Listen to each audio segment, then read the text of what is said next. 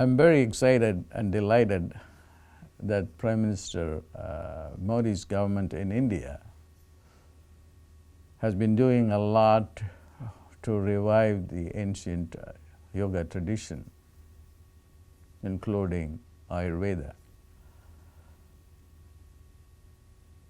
Yoga, unfortunately, is a tradition that has been not only understood but misunderstood.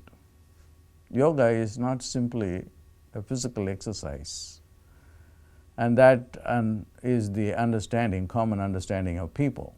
So when you say that I am doing yoga, it means that you are doing some physical exercise.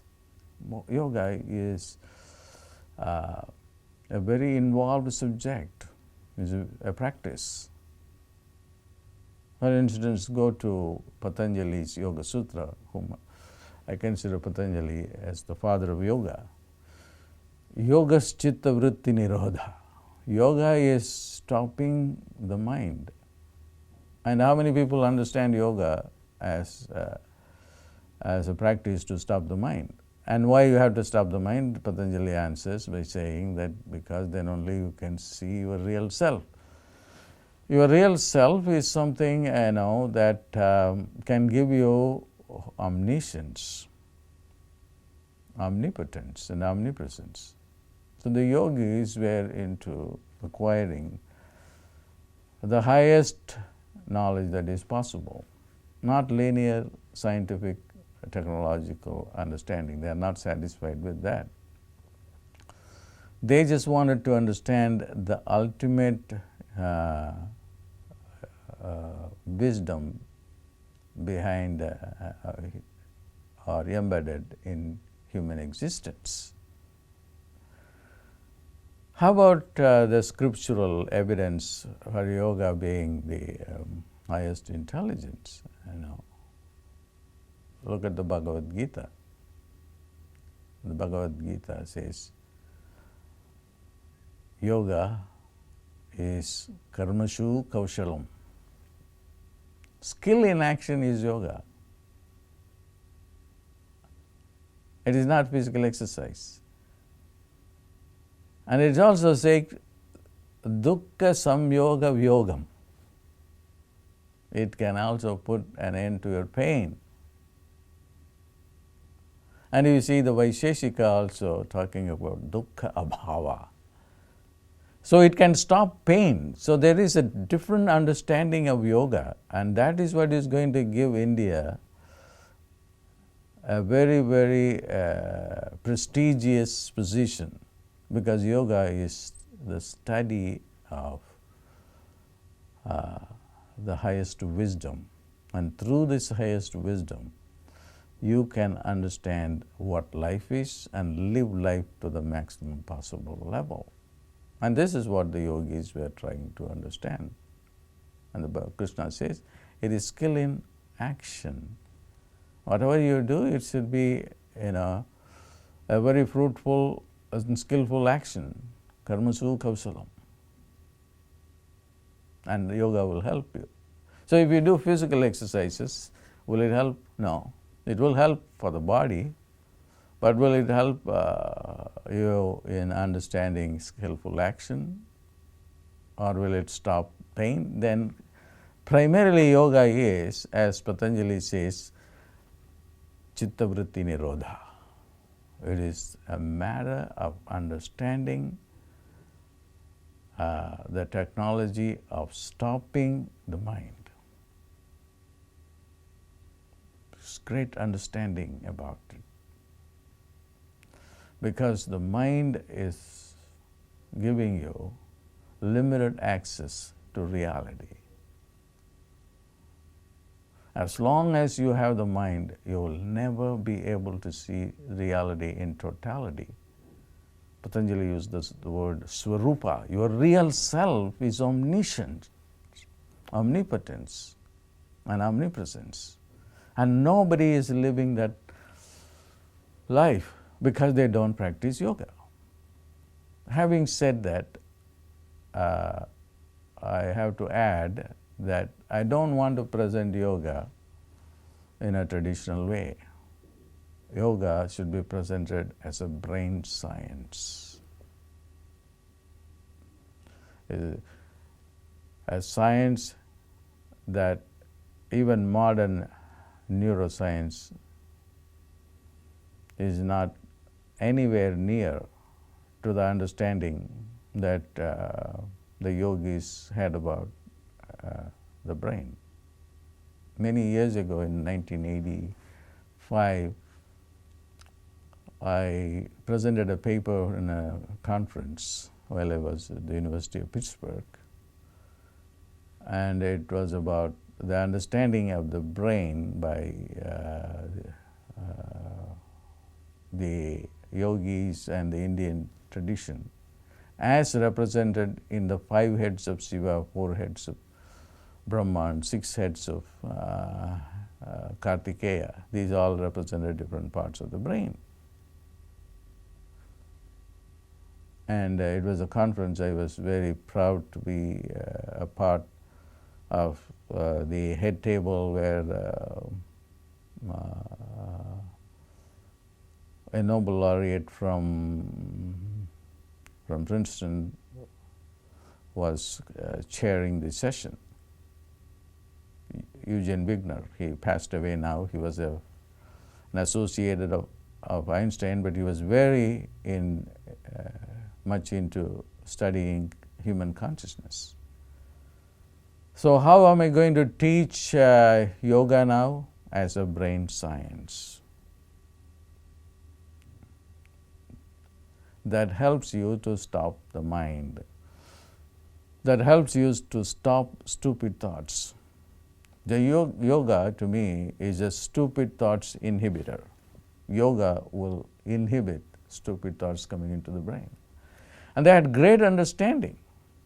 For instance, all our intellectual apparatus like manas, which is minding, thinking thoughts, buddhi, intellection and discrimination, and chitta, which helps you to decide the right thing. They are all here, according to yoga, situated here.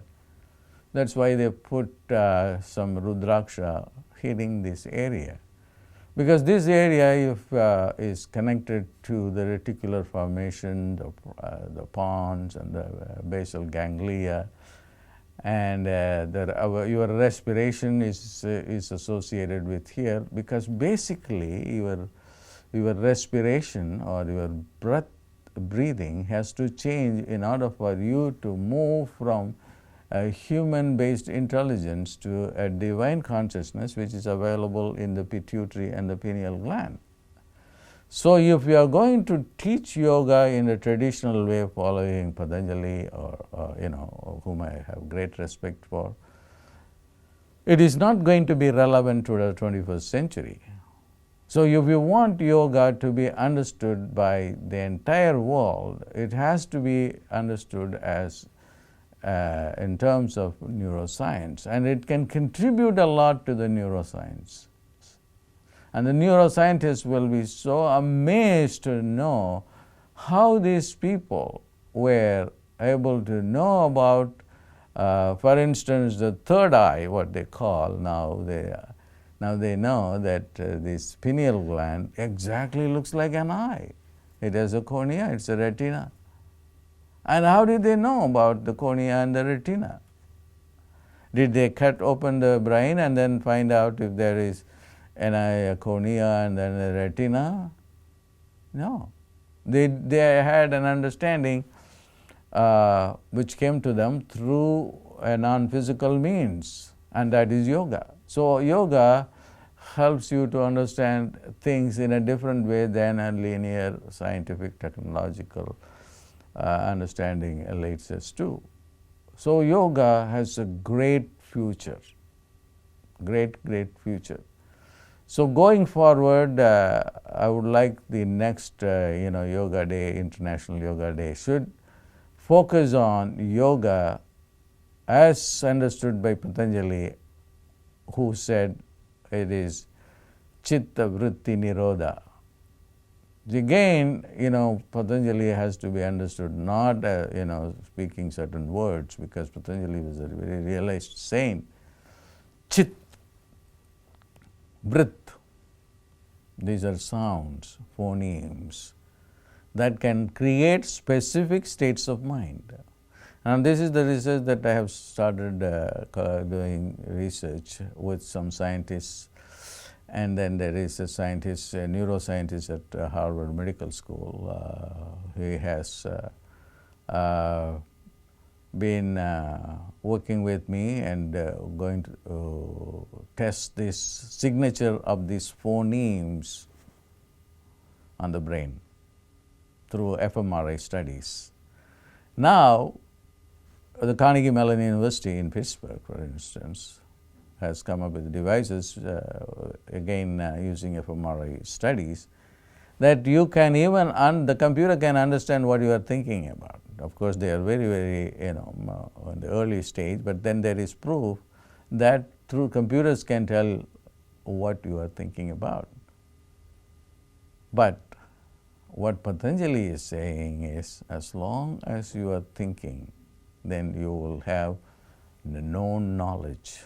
If you want the knowledge that is unknown, which is wisdom, what the Japanese Zen Buddhism will say is, when you know, you don't know. When you don't know, you know. Or Shiva says, Jnanam bandha. When you have knowledge, it gives you bondage. In other words, knowledge is the beginning of ignorance. So Western science still is groping in darkness. They're still lost in the linear understanding. We cannot give it up because we are stuck in this model. But yoga can play a major role. If you study the literature on yoga and the psychic abilities, you can spend at least 10, 20 lifetimes or even more to understand what they are talking about. So the next yoga day should be one in which yoga is not presented as a physical exercise, but as one that can enhance your brain. So that's why I'm very keen on looking for the research at Harvard to be completed, where I can show that how these phonemes can enhance the brain in a dramatic way. We have already done that. I have about 100 centers in India where I use these sounds.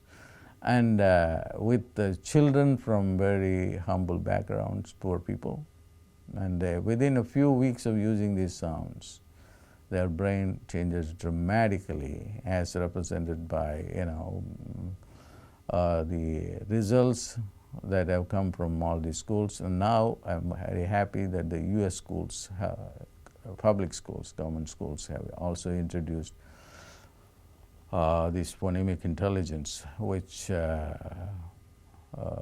dramatically improves the functionalities of the brain within, say, 3 to 4 weeks of training.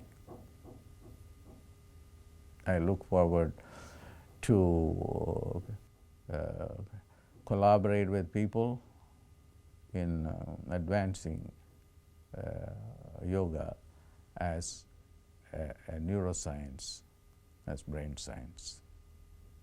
Thank you.